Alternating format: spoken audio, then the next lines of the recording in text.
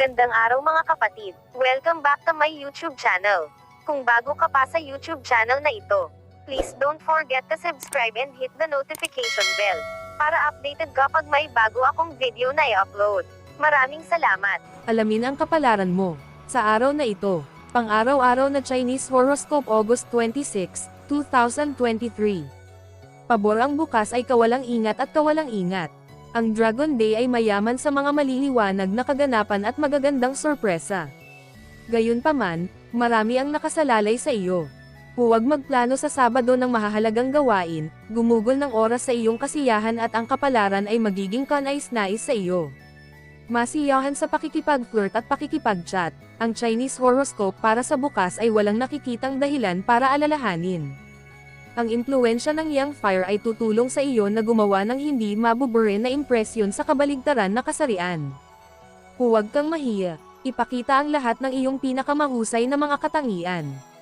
Ang pag-aalaga sa iyong sariling kalusugan ay dapat palaging maging prioridad. Ang oras ng kuneho ay mabagal at hindi hinihingi, hindi kailangang magmadali kahit saan. Simulan ang umaga sa isang contrast shower na sinusundan ng masiglang pagkuskus. Tingnan ang mga kaganapan sa buhay mula sa isang bagong anggulo.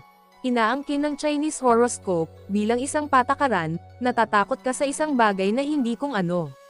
Kalimutan ang tungkol sa mga takot, maghanap ng mga hindi pangkaraniwang solusyon sa mga ordinaryong isyu. Rat horoscope. Inirerekomenda ng Chinese horoscope para sa daga bukas na baguhin ang sitwasyon at i-refresh ang iyong mga pandama. Maging handa na ipaglaban ang pag-ibig hanggang sa huli.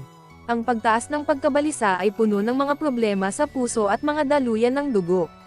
Maaaring hindi pukawin ng dog hour ang pinakamasayang alaala. Umiwas sa negativity, magaan na aroma na kandila, makinig sa kaaya-ayang musika. Ito ay isang magandang oras upang pumunta sa isang paglalakbay o bisitahin ang mga lumang kaibigan. Gayunpaman, huwag magalit kung ang plano ay natupad sa ibang pagkakataon. Ang Chinese horoscope ay nagsasabi, kung ano ang mangyayari ay nangyayari sa oras. Ox horoscope. Ang Chinese horoscope para sa Ox para bukas ay humihimok sa iyo na huwag mawalan ng pag-iingat. Tutulungan ka ng Yang Fire energy na makita ang buhay sa isang masayang liwanag. Huwag magreklamo at huwag magreklamo, mas mahusay na ibahagi ang iyong kagalakan sa isang kapareha. Pumasok para sa sports, ngunit walang panatismo. Ang Goat Hour ay puno ng kawalan ng katiyakan, may panganib na mapinsala. Magplano ng pagbisita sa pool, ang mga klase sa aqua yoga ay tumutulong upang maibalik at palakasin ang mga daluyan ng dugo. Makilahok sa aktibong bahagi sa kapalaran ng mga mahal sa buhay. Magtrabaho ng walang pagod sa iyong sarili, pagsunod sa mga rekomendasyon ng Chinese horoscope, ang isang hindi makapagtuturo sa kabutihan ng kanyang pamilya ay hindi maaaring matuto sa kanyang sarili. Tiger horoscope. Ang Chinese horoscope para sa Tiger bukas ay hindi ibinubukod ang pang-aakit at mga kwento ng pag-ibig sa trabaho. Kadalasan, ang mga problema sa kalusugan na lumitaw sa isang 10 lunar day ay nauugnay sa neurology. Ang labis na sunog ay maaaring maging sanhi ng emosyonal na pagkahapo. Ang mga pagsasanay sa yoga nidra ay makakatulong upang makayanan ang stress. Huwag gumastos ng maraming pagsisikap sa paggawa ng mga bagay na hindi katumbas ng halaga. Bagamat hindi ipinahihiram ng buhay ang sarili sa makatuwirang pagsusuri, balangkasin ang mga pangunahing layunin. Ang Chinese horoscope ay nagsasaad, ang hinaharap ay isang pagpapatuloy ng kasalukuyan. Rabbit horoscope. Ang Chinese horoscope para sa Rabbit para bukas ay nagpapayo na maging maingat sa mga paghuhusga. Ang walang pidyo na enerhiya ng Yang Fire ay tutulong sa iyo na malampasan ang krisis ng mga personal na relasyon. Isuko ang pagiging makasarili, huwag matakot na aminin ang iyong mga pagkakamali. Ang pagtaas ng pagkabalisa ay puno ng mga problema sa puso at mga daluyan ng dugo. Maaaring hindi pukawin ng dog hour ang pinakamasayang alaala. Umiwas sa negativity, magaan na aroma na kandila, makinig sa kaaya-ayang musika.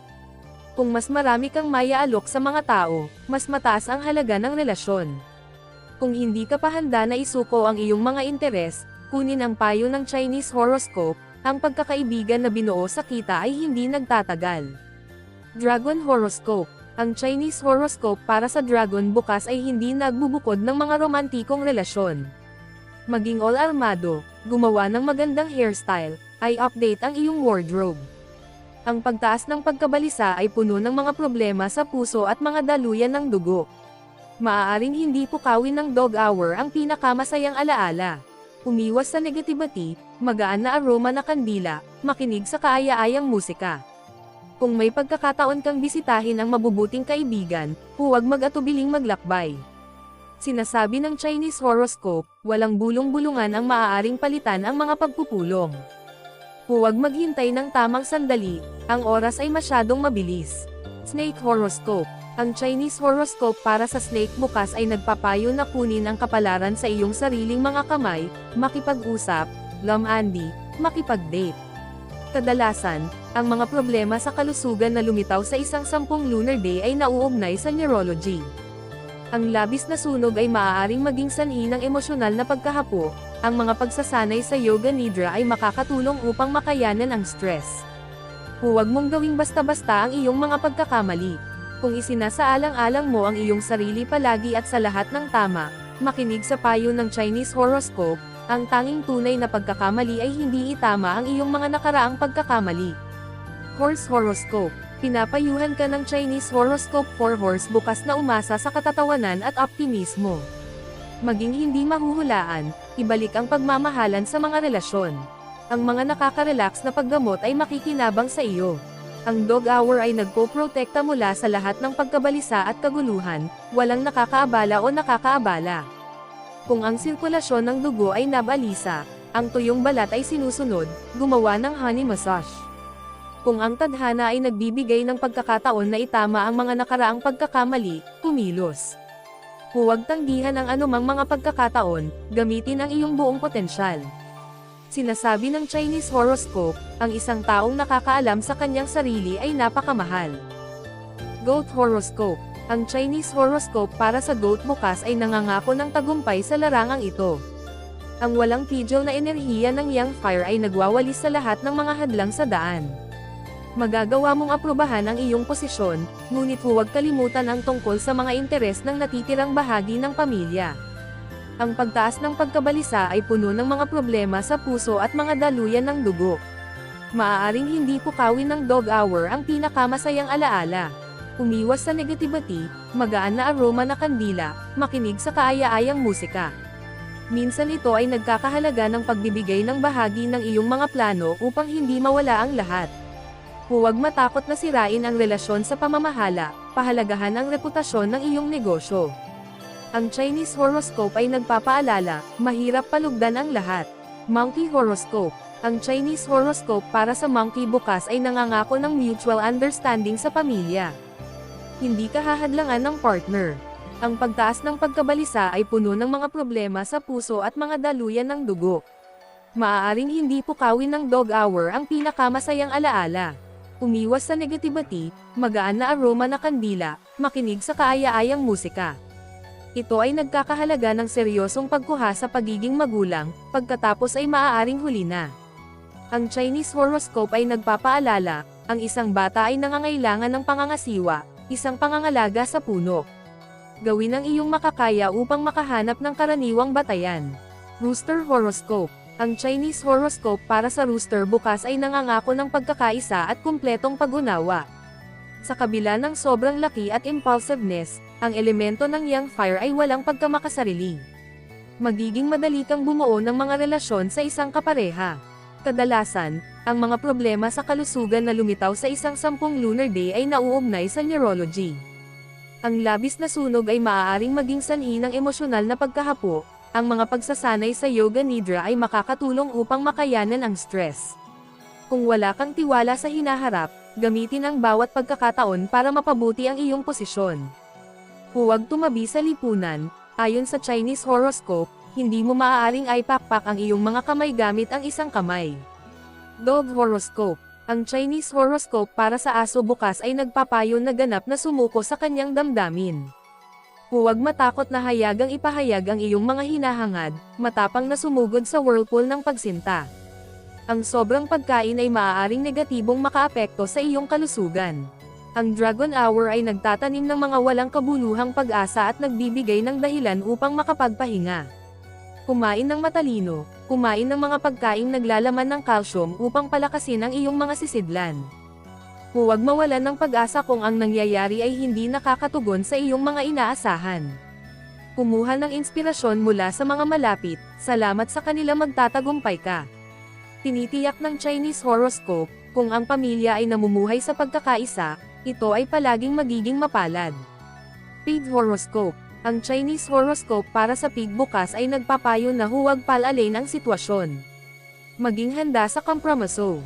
Huwag kaladkarin palabas, huwag magpuyat hanggang hiteng gabi. Ang rat hour ay gumising sa malusog na instinct, ang pagnanais para sa ginhawa at kaligtasan. Hayaan ang iyong sarili na magpahinga, magsaya sa isang karapat-dapat na pahinga. Maaari mong harapin ang mga paghihirap ng maayos.